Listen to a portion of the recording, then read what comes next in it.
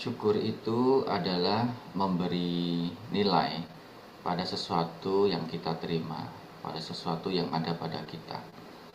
Atau dalam bahasa pengesabah, memuliakan ya. Artinya memberi nilainya itu bukan cuma nilai sedikit atau nilai kebaikan yang ala kadarnya, tetapi diberikan nilai yang sangat lebih, sangat tinggi. Karena memuliakan sesuatu itu artinya memuliakan nilai yang sangat tinggi. Dan di dalam beberapa ayat dalam Al-Quran, syukur ini bahkan disebutkan berulang-ulang dalam firman Allah, bahkan menjadi tujuan ya, atau menjadi maksud dari Allah menciptakan realitas yang ada sekitar kita, bahkan termasuk perputaran siang dan malam, kemudian diciptakannya angin, air, kemudian diciptakannya berbagai bentuk nikmat, termasuk nikmat keislaman, keimanan, dan kesehatan. Semuanya adalah agar manusia itu bersyukur kepada Allah. Nah, kalau kita melihat, artinya syukur ini sesungguhnya adalah bentuk keterhubungan atau bentuk relasi, di mana kita itu tidak fokus kepada apa yang kita terima atau yang kita dapatkan atau yang kita alami, tapi kita melihat dari siapa, oleh siapa apa yang kita dapatkan itu berasal, siapa memberikan tindakan kepada kita sehingga kita menjadi sehat, sehingga kita menjadi mampu, sehingga kita dibisarkan ya, sehingga kita memiliki sesuatu, atau sehingga kita mendapat kenikmatan. Jadi syukur sesungguhnya adalah bentuk atau ukuran relasi ya. Itulah mengapa dalam surat Al-Baqarah ayat 172 Allah menjelaskan dan mengingatkan, wahai orang-orang yang beriman, makanlah apa-apa yang baik yang kami anugerahkan kepadamu, dan bersyukurlah kepada Allah jika kamu benar-benar hanya menyembah kepadanya. Jadi syukur ini adalah ukuran atau tanda ketakwaan ya, dan keimanan. Sehingga mengapa syukur ini menjadi penting, karena dia menjadi tanda kedekatan kita atau hubungan kita, keimanan kita kepada Allah. Jadi kalau ingkar pada nikmat berarti kita ghaflah, tidak lupa, tidak ingat ya, atau bahkan mengingkari, tidak ingin mengakui ya. Ingkar itu artinya tidak mau tahu, menolak untuk tahu, menolak untuk mengakui keberadaan sesuatu. Ingkar ini dekat dengan kafir. Nah, kafir itu artinya menolak untuk mengetahui, menolak untuk mengakui gitu ya, meskipun akalnya mengatakan iya ya. Nah, jadi sikap batin sebenarnya kafir. Dan mengakui atau rasa syukur itu adalah satu statement pengakuan ya, bahwa Allah memberikan sesuatu kepada kita, atau lewat orang lain ya, juga bisa nikmat-nikmat Allah itu dihamparkan, diberikan kepada kita melalui orang-orang lain. Itulah mengapa ada hadis qudsi yang menjelaskan bahwa hamba-hamba Allah belum bersyukur kepada Allah apabila dia tidak bersyukur atau belum bersyukur kepada manusia gitu ya. Juga ada hadis yang mengatakan bahwa tidak akan bersyukur seseorang apabila tidak mensyukuri nikmat yang kecil gitu ya. Jadi kita kalau nikmat kecil aja kita tidak bersyukur, tidak mungkin kita bisa mensyukuri nikmat yang besar. Jadi ini menjadi sangat penting syukur, karena dia menjadi ukuran keimanan. Nah, minggu lalu juga saya jelaskan bahwa nilai sesuatu yang kita punya, yang ada pada kita itu ditentukan oleh dua hal gitu ya. Satu yang disebut dengan nilai intrinsik, nilai yang ada pada benda tersebut atau realitas tersebut ya, misalkan air. Kita membutuhkan air, yaitu untuk minum, untuk konsumsi, untuk kehidupan kita gitu ya. Bahkan tubuh kita ini terdiri dari sebagian besarnya 70% lebih itu air. Sehingga air punya nilai intrinsik. Nah, tapi kemudian belum tentu juga air itu memiliki nilai yang sama setiap saat ya. Itu karena air juga misalkan dalam kondisi banjir gitu ya, kalau kita semua berada di kawasan banjir saat ini, ada segala banyak bencana ya, di Bekasi, di Tangerang, di Sumatera gitu ya. Ketika air itu jumlahnya banyak dan menjadi bencana, menjadi musibah, maka nilai air itu bukan hanya berkurang ya, tapi menjadi sangat negatif. Padahal kita sangat butuhkan air, tapi ketika air menyebabkan banjir, menyebabkan kerusakan, menyebabkan hilangnya nyawa misalkan, dia menjadi bukan hanya bernilai, tapi menjadi sumber persoalan, sumber musibah, sumber bencana. Nah, itu terjadi karena nilai air muncul dalam kondisi yang berbeda, misalkan ya. Mari kita contohkan. Kalau di Jogja ini, di sebagian besar wilayah Indonesia misalkan, karena air melimpah, maka nilai air itu ya kita butuhkan. Tapi suatu hal yang biasa ya, seperti kita bernafas atau sinar matahari. Tapi kalau di negara-negara tertentu, misalkan di UK, di Australia, kita nggak bisa dapat air gratis, harus bayar. Maka nilai air menjadi lebih tinggi gitu ya, karena butuhkan effort untuk memperoleh atau mengakses air. Nah, itu yang disebut dengan nilai ekstrinsik, nilai dari luar ya. Jadi air itu meskipun punya sesuatu di sana yang membuat dia bernilai, tapi nilainya itu bisa naik turun ya, tergantung dengan kondisinya gitu ya. Jadi tidak selalu dia kemudian punya nilai ya. Kalau dalam kondisi banjir misalkan, dia tidak bernilai, bahkan berbahaya atau merusak ya. Nah, syukur ini mengajarkan kepada kita agar nilainya itu stabil ya, nilainya itu bagus terus, standar terus ya, tinggi terus ya.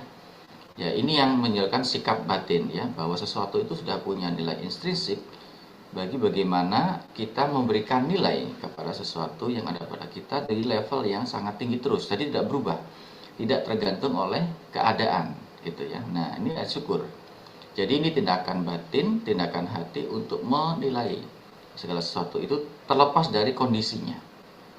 Gitu ya. Jadi tadi contoh air gitu ya, bagaimana kita menilai air tetap sebagai sebuah nikmat Allah, tetap sebagai sebuah cara Allah berkomunikasi, berhubungan dengan kita. Nah, itu syukur, sehingga makanya perlu latihan ya, dalam thariqah ini kita dilatih untuk memberikan selalu segala sesuatu itu sebagai bentuk nikmat, sebagai cara Allah memberikan berelasi, berhubungan dengan kita.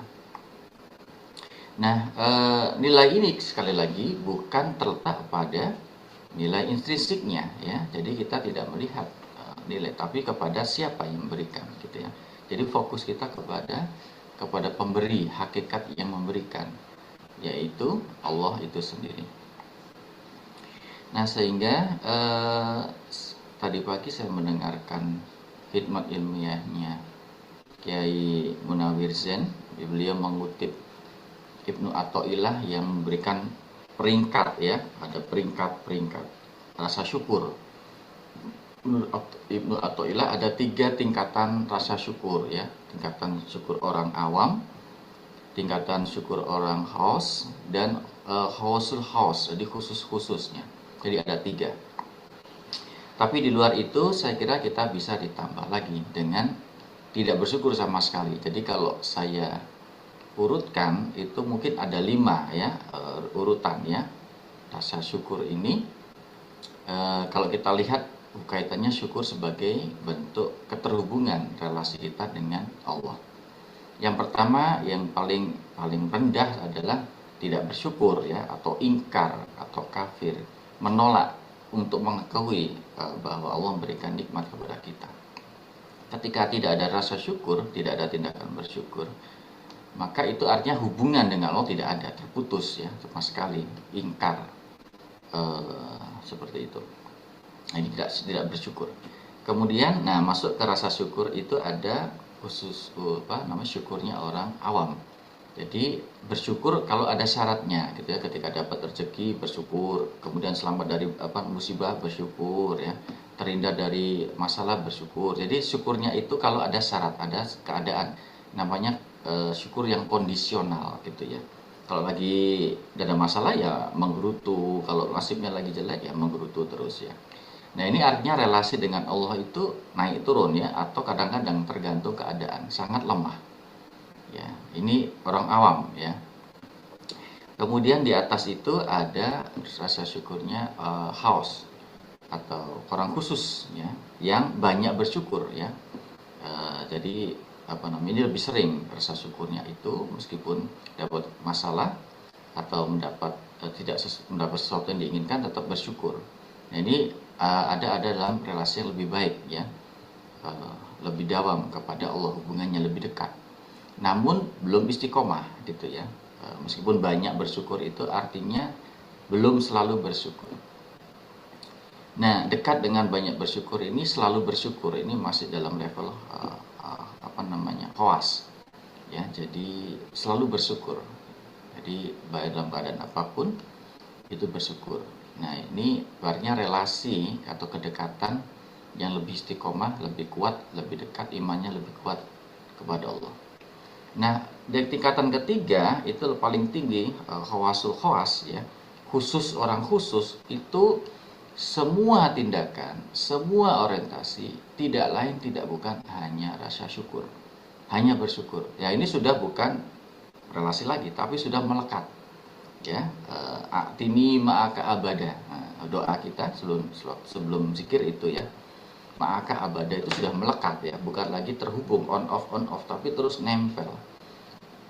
Itulah kenapa berulang-ulang para sahabat mengajarkan bagi kita sudah tidak ada lagi waktu untuk tidak bersyukur. Artinya semua waktu yang kita pakai untuk bernafas, untuk hidup, itu adalah wujud syukur. Nafas kita, tindakan kita, semuanya gitu ya. Ya, ini khawasul khawas. Ya, jadi segala sesuatunya selalu bersama. Nah, ini menjadi penting karena rasa syukur itu meskipun orientasinya nanti kepada Allah ya, kedekatan, tapi sesungguhnya Allah menerangkan itu nanti kembali kepada kita juga, kepada manusia ya.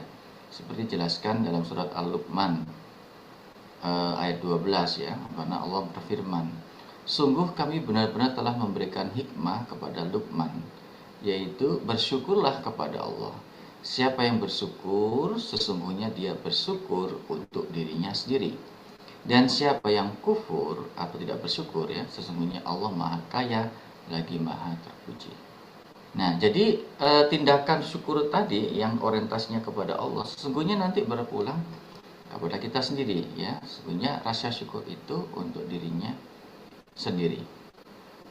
Nah, ini yang menjadi penting, sehingga kalau kita dalam thariqah ini diajarkan sudah syukurnya itu sudah tingkatan yang tinggi ya, tertinggi, hanya syukur saja, tidak ada yang lain, tidak ada keluhan, tidak ada komplain ya. Rasa senang di sini senang, di sana senang, itu sesungguhnya adalah wujud syukur. Di sini kita bersyukur, di sana kita bersyukur, begini bersyukur, begitu bersyukur ya. Seperti itu. Kepada siapa aja kita berjumpa, itu adalah wujud rasa syukur. Nah, ini yang diwujudkan seperti saya sampaikan sebelumnya. Kalau di dalam ajaran-ajaran di luar TKN kita, misalkan rasa alhamdulillah atau wujud syukur saja ya, itu biasanya dilakukan kalau orang-orang mendapat rezeki ekstra gitu ya, jabatannya naik, warungnya lancar gitu ya, terus atau mendapat sesuatu yang lebih dari biasanya. Nah, kita di TKN ini diajarkan sujud syukur tanpa menunggu itu. Sehari bahkan sampai 5-6 kali, bahkan 10 kali gitu kan.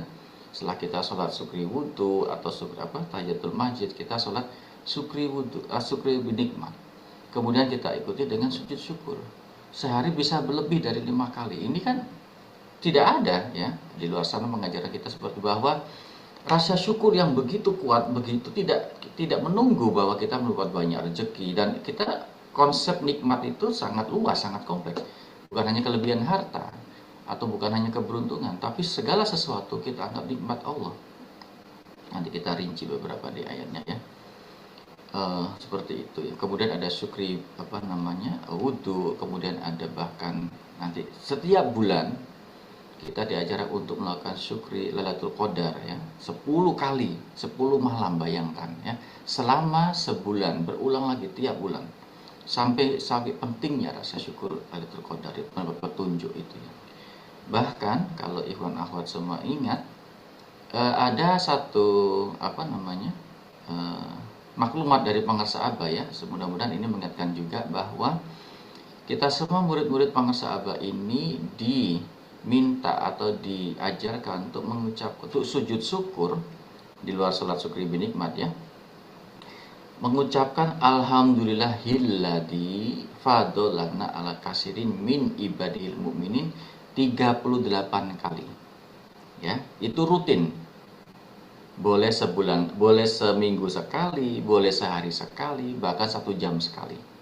Coba lihat tingkatan rasa syukurnya ini ya. Dari sholat syukri binikmat, syukri wudhu, sampai alhamdulillah kita juga beda ya. Alhamdulillah sudah sangat spesifik ya.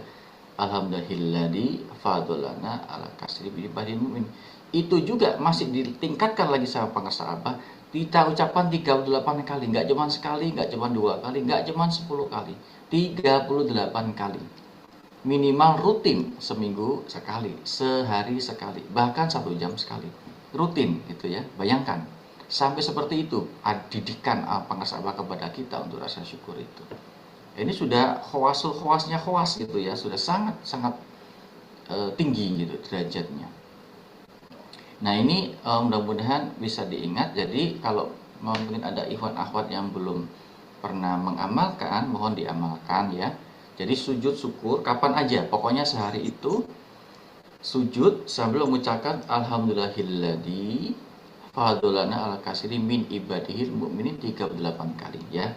Kalau saya setiap hari sekali saya lakukan itu, setiap sholat amaliyah malam, setelah sholat witir, semua doa, sujud syukur itu. Boleh seminggu sekali, bahkan 1 jam sekali boleh. Silakan. Pangarsa Aba mengucapkannya setiap jam. Bayangkan, ini guru kita ya, luar biasa. Ini contohnya sudah selevel itu. Jadi kalau sudah terbiasa itu nanti jadi sangat terbiasa, sangat enak dan jadi candu itu ya. Jadi kalau nggak sujud itu rasanya kurang rasa bahagia, rasa gembira, rasa syukur itu meluap-luap gitu ya. Jadi kita harus mewujudkannya dengan sujud yang seperti itu. Kadang zikir aja kurang, kadang amalnya aja kurang. Saking meluap-luapnya rasa syukur itu diwujudkan dengan sujud syukur itu. Nah ini yang karunia luar biasa. Kenapa? Karena nikmat tertinggi yang diberikan kepada Allah itu ya nikmat keimanan, nikmat kedekatan. Itu paling tinggi ya. Tidak ada yang lain. Nah, banyak orang mengatakan nikmat kesehatan. Kalau sehat tapi Anda kafir ya sama aja ya. Mending sakit mau mati tapi beriman. Nah, itu lebih bagus daripada Anda super sehat, sangat bugar tapi gofla gitu ya. Itu malah berbahaya ya. Banyak orang-orang sangat sehat, sangat pintar tapi berbuat kerusakan di dunia ini. Nah, itu malah justru membahayakan bukan hanya umat manusia tapi seluruh penjuru alam gitu ya. Mending sakit, rentah butuh orang lain tapi kita ingat kepada Allah itu ya. Nah dan ini sangat masuk akal ya, karena ajaran dalam Tarekah ini seperti apa yang diajarkan Pangarsa Aba itu. Karena kalau kita menghitung-hitung semua nikmat Allah itu kita tidak bisa ya, seperti dalam sholat ayat yang kita baca, ayat kedua dalam rakaat kedua ya, sholat syukri binikmat itu surat Ibrahim. Dan jika kamu menghitung nikmat-nikmat Allah, maka tidak akan kamu bisa menghitungnya ya. Sesungguhnya manusia itu sangat zalim dan sangat mengingkari nikmat Allah. Nah, kemudian juga disebutkan di surat An-Nahl, Allah berfirman, dan jika kamu menghitung-hitung nikmat Allah, niscaya kamu tidak dapat menghitung jumlahnya. Sesungguhnya Allah benar-benar Maha Pengampun lagi penyayang. Kemudian surat An-Nahl juga ayat 53, dan apa saja nikmat yang ada pada kamu, maka sesungguhnya itu dari Allah. Kemudian di surat Ar-Rahman ya, surat Ali Imran, semuanya adalah bentuk nikmat. Dan nikmat-nikmat ini semuanya diarahkan agar manusia bersyukur. Jadi ini Allah sudah menemukan langkah begitu serius agar kita ingat pada Allah gitu kan. Nah, seluruh penciptaan ini agar kita ingat kepada, semuanya adalah ayat-ayat. Terus kita lupa, kita ingkar, itu kan kurang ajar sekali ya, keterlaluan gitu ya. Nah di TKN ini kita diajarkan semua realitas yang kita alami, kita lihat, kita rasakan, kita hirup, itu adalah cara Allah mengingatkan kita, cara Allah berrelasi, berkomunikasi dengan kita. Sehingga perlunya kita bersikir, semuanya terus gitu adalah sarana untuk mengingat Allah gitu ya. Di dalam surat Ali Imran ayat 121 ada definisi tentang ulul albab ya, yaitu mereka yang selalu berzikir dalam keadaan berdiri, duduk dan berbaring, dan berdoa, Rabbana ma khalaqta hada batila subhanaka gitu ya. Ya Allah, tidak ada yang sia-sia dari apa yang Engkau ciptakan gitu ya. Nah, ini adalah kesia-siaan itu artinya semua yang Allah ciptakan itu punya nilai intrinsik, bermakna. Dan syukur itu mempertahankan kita agar semua yang kita ciptakan Allah itu nilainya sama-sama selalu tinggi, tidak tergantung dengan kondisinya, tidak tergantung dengan situasinya, karena semuanya adalah tidak sia-sia gitu ya. Nah ini syukur. Jadi kita membangun perspektif yang sangat positif kepada Allah, persepsi yang sangat akrab kepada Allah, dengan memberikan nilai yang memuliakan segala sesuatu yang kita terima, meskipun salah satu itu menurut ukuran nafsu kita itu tidak menyenangkan gitu ya, membuat kita menderita luka misalkan, atau membuat kita menjadi tidak enak misalkan. Tapi itu sesungguhnya adalah bentuk nikmat dalam bentuk yang lainnya. Kemarin saya beri contoh penyakit-penyakit tertentu adalah nikmat, seperti pengalaman saya dengan migrain misalkan.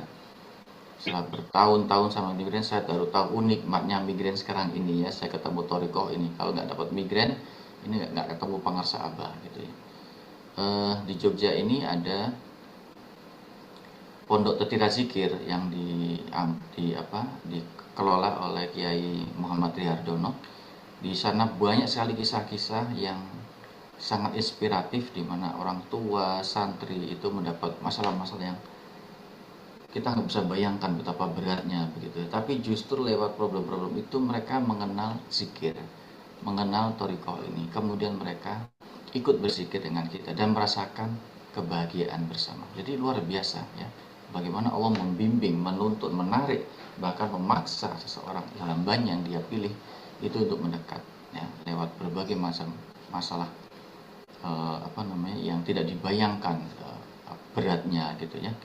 Ada ibu-ibu yang punya anak cowok sudah usia 20 tahun, punya penyakit kayak Down syndrome begitu, perilaku yang sangat mengerikan gitu ya, sampai si anaknya ini meninggal. Tapi gara-gara anaknya dirawat ke Pondok Tetira ini, ibunya ikut talqin, ikut berzikir, dan sekarang sampai jadi ikhwannya istiqomah dan diberi ganti oleh Allah anaknya, bahkan nggak cuma 1, 2 gitu ya. Dan ini cara Allah bekerja, cara memberikan nikmat itu. Dan banyak kisah-kisah yang lain gitu ya, yang kita tidak tahu ya, hikmahnya kalau kita tidak memberikan nilai yang positif, bahwa segala bentuk persoalan, segala bentuk ujian itu cara Allah menarik kita.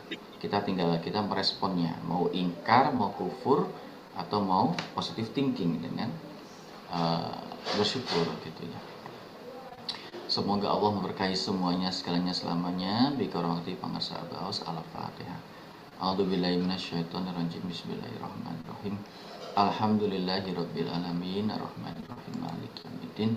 Iyyaka na'budu wa iyyaka nasta'in. Shiratal mustaqim, shiratal ladzina an'amta 'alaihim ghairil maghdubi 'alaihim waladdallin. Amin.